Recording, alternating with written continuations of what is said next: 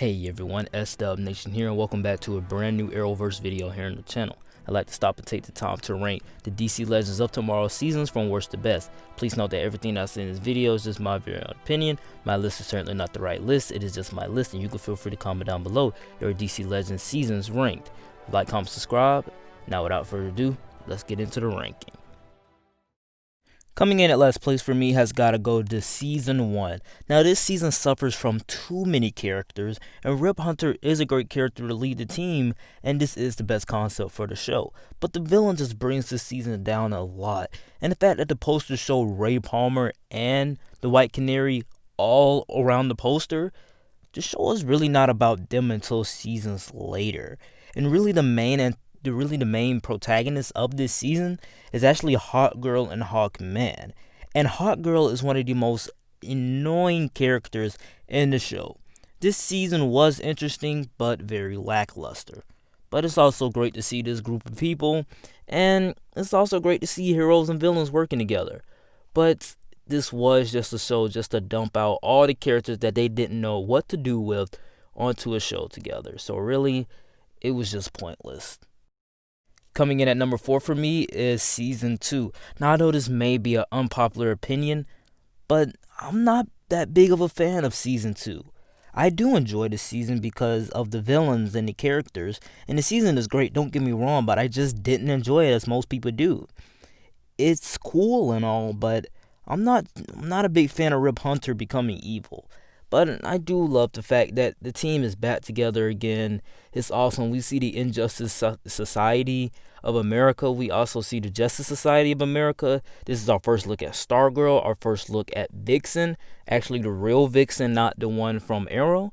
It's just a lot of cool things into the mix. And also, we get to see new worlds and new things. And the consequences that happen in Season 1 has something to play into Season 2. And we also have new recruits, which is very cool. So, honestly, this season was actually pretty cool. Oh, yeah. And the Legion of Doom, amazing. Kicking off my top 3 list is Season 4. Now, this is when I really got invested into the show. This was very much a change, and I love it. And it seems every season has them solving something that happened in the last season, and I love that. Due to them defeating Malice, they opened a breach where demons can cross over from hell, and that's where I really got invested. Yeah, time traveling is cool, but come on, demons from hell. And they also incorporated Constantine into the mix. This is very cool. The season is also hilarious, and the team itself is funny. But this does seem like a Constantine Season 2 than a full-on Legends season. It's more focused on Constantine, and really, that's okay, but not when the whole storyline plot is based around Constantine. In a DC Legends show, it's supposed to be about the Legends of Tomorrow, not just Constantine. But this is where the show started getting self-aware, and it started breaking the fourth wall a little bit. And come on, you gotta give it to them. They had balls for doing that. Before I reveal my top 2, I'd like to take the time to say that if you are a fan of the Arrowverse, which you probably are, that's why you're watching this video, click that playlist up above for all of my Arrowverse related content.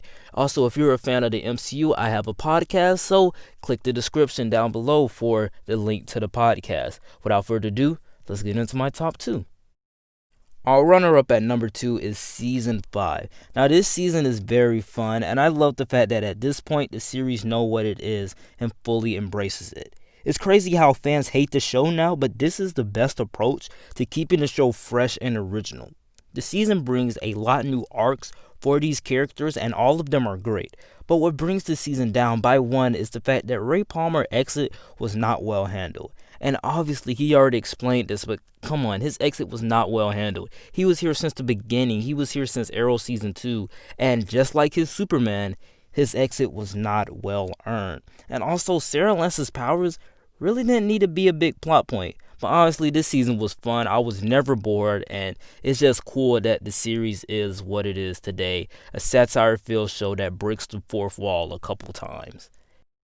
But coming in at my number 1 has got to go to season 3. Now, these are the episodes that I really remember. The team expanded and so did the show. The Time Bureau is one of the most interesting ideas since incorporating Supergirl into the Arrowverse and having her cross over with everyone.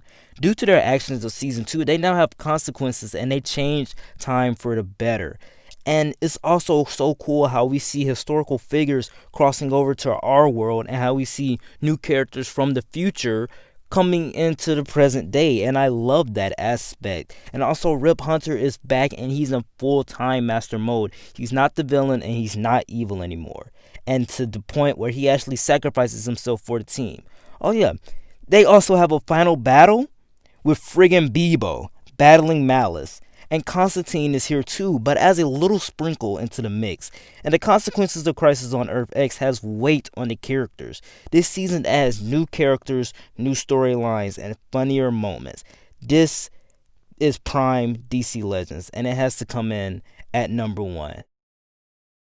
Alright guys, that is it for the ranking. Please note that everything that I said in this video was just my very own opinion. My list was certainly not the right list, it was just my list, and please feel free to comment down below your ranking of the DC Legends seasons. Or you could just do your favorite. Like, comment, subscribe, and I'll see you guys next time. Peace.